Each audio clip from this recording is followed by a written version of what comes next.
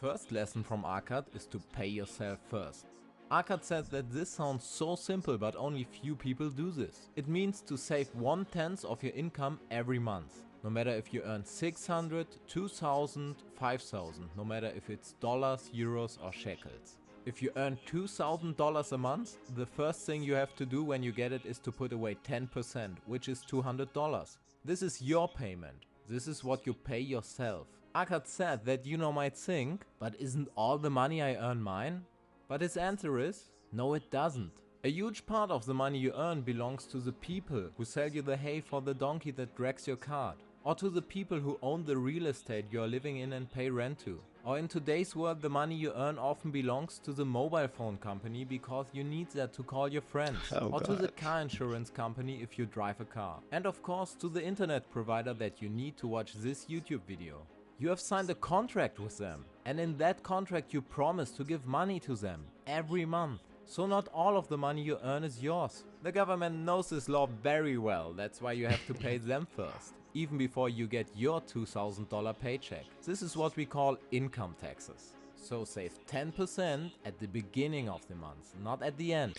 All right, so welcome back to the YouTube channel. This is lesson 2, and we're going to talking about like living below your means. But before we get there, I wanted to replay lesson 1, and there's something that I want to include, right? So if you think about it, let's use your cell phone for example. So I have a cell phone with AT&T. I actually switched from T-Mobile to AT&T. They was running some type of ad that was supposed to lower the bill.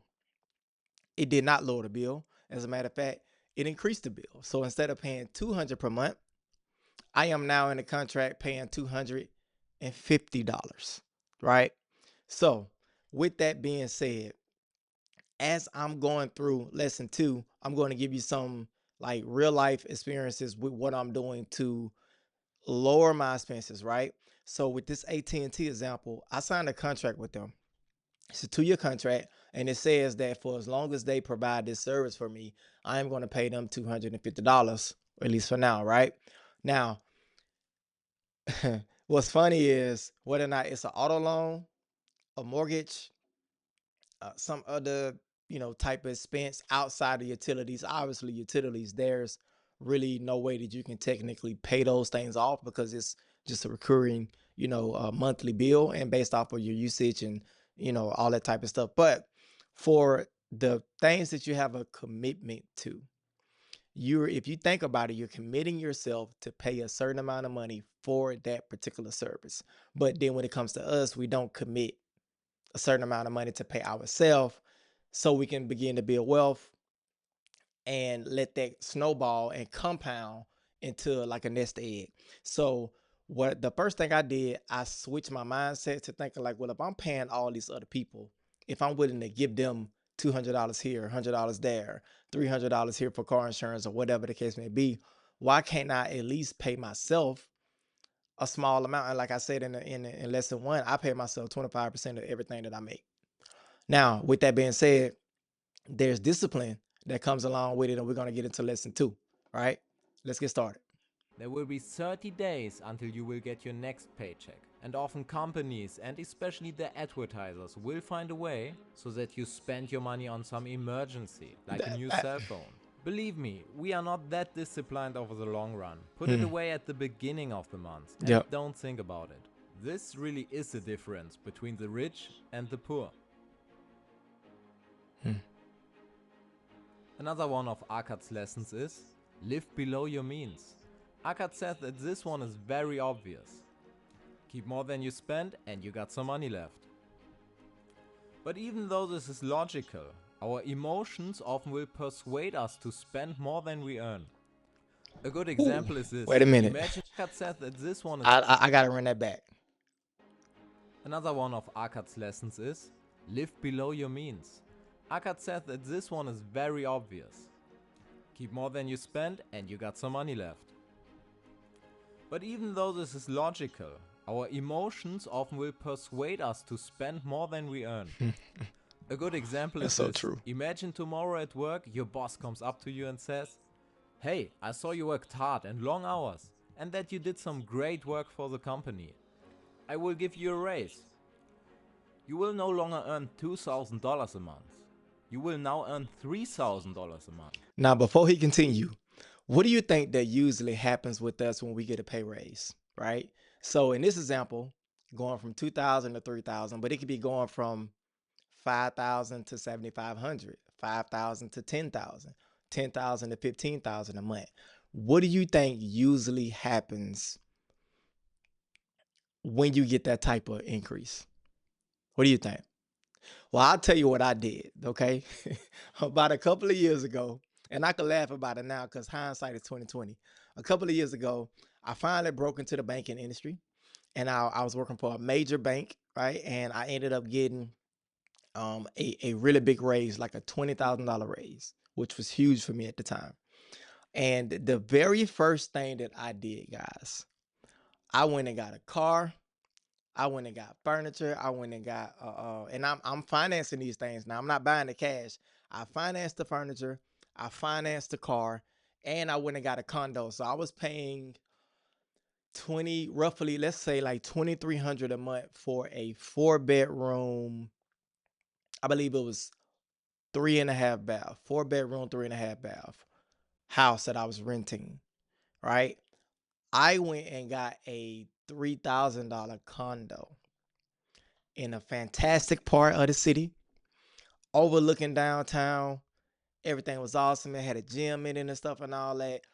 Do you know when I went and got that stuff, guys? I went and got it with the offer letter. I didn't even get the check yet. I went and got it with the offer letter. And the crazy thing about it is, these companies, they will approve you for it, guys. Like if you go in and you say, hey, I make $7,500 a month, here's my expenses. There's a way that you can even fudge the numbers a little bit to where I have a rule of thumb. If I have to like explain my pay to qualify for something, then I can't afford it.